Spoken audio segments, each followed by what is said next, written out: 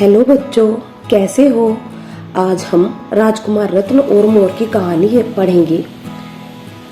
ऊंचे ऊंचे पर्वतों से घिरा रंग बिरंगे फूलों की गोद में बसा सुंदरपुर नाम का एक छोटा सा राज्य था, जिसके राजा थे शमशेर सिंह। वह अपनी प्रजा से बहुत प्यार करते थे, उनके सुख दुख का सदैव ध्यान रखते थे। शमशेर सिंह की पत्नी रानी कादम्बरी भी बहुत दयालु थी। राजा और रानी की एक ही संतान थी, राजकुमार रत्न, जिसकी आयु तो 12 वर्ष की थी, लेकिन ज्ञान, साहस व पराक्रम में वह बड़े बड़ों को भी मात देता था।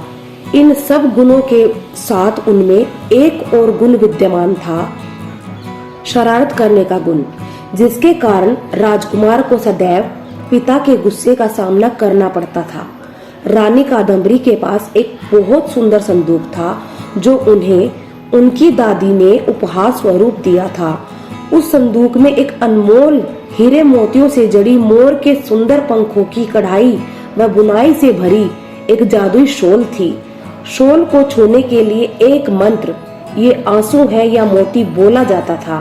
राजकुमार रत्न उस संदूक को खोलने का अवसर ढूंढते रहते थे, क्योंकि रानी कादम्बरी ने रतन को संदूक के पास आने के लिए भी मना किया हुआ था।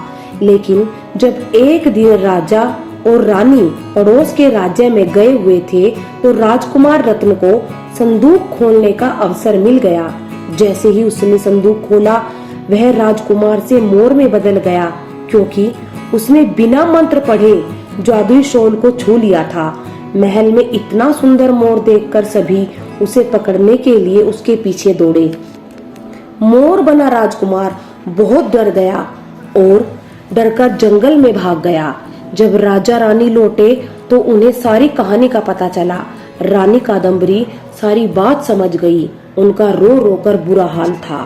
राजा ने वन उपवन के सभी मोर देखे, लेकिन उनमें से कोई भी राजकुमार रत्न नहीं था। इस प्रकार राजकुमार की तलाश में 6 महीने बीत गए, लेकिन कहीं कुछ भी पता नहीं चला। एक दिन गोरी नाम की 10 साल की बच्ची खेलते खेलते रास्ता भूलकर जंगल में चली गई। जंगल में भटकते भटकते उसे दोपहर से शाम हो गई। जब गोरी के माता पिता को शाम को अपने घर काम से लौटे, तो गोरी को घर में न पाकर वह बहुत दुखी हुए। उन्हें आसपास के बच्चों से पता चला कि गोरी जंगल में खो गई। गोरी के माता पिता रोते हुए राजा शमशेर सिंह के महल पहुँचे और अपनी बेटी को खोजने की प्रार्थना की। राजा ने अपने कुछ सिपाही उनके साथ जंगल में गोरी की खोज के लिए भेज दिए। इधर गोरी रोते रोते थककर एक पेड़ के नीचे बैठ गई। उसे बहुत डर लग रहा था। चारों ओर जंगली जानवरों की आवाजें गूंज रही थी। तभी गोरी को किसी के रोने की आवाज सुनाई थी। उसने बड़ी ध्यान से देखा तो एक मोर पेड़ के टहनी पर बैठा रो रहा था। गोरी उठकर मोर के नजदीक गई। उसने आश्चर्य की सीमा नहीं रही जब उसने देखा कि मोर की आंख से निकलने वाले आंसू जमीन पर गिरते ही मोती में बदल रहे हैं।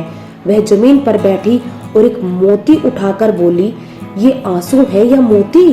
फिर क्या था, गोरी के इतना बोलते ही मोर राजकुमार रतन में बदल गया। यह देखकर गोरी को अचंभा हुआ, लेकिन खुशी भी हुई, क्योंकि उनका खोया हुआ राजकुमार वापस मिल गया। गोरी के माता पिता और राज सिपाही उसे तलाश करते करते वहां पहुंच गए। राजकुमार को सही सलामत देखकर सब महल पहुंचे। राजा रानी के आनंद की सीमा न थी।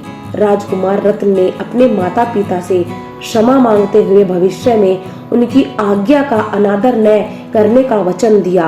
राजकुमार ने कहा कि उन्हें उनकी शरारत का बहुत बड़ा दंड मिल गया। उसने वचन दिया कि वह जीवन में कभी भी शरारत नहीं करेगा। इसलिए बच्चों, हमें हमेशा अपने माता पिता की बात माननी चाहिए, उनकी आज्ञा की अवज्ञा नहीं करनी चाहिए।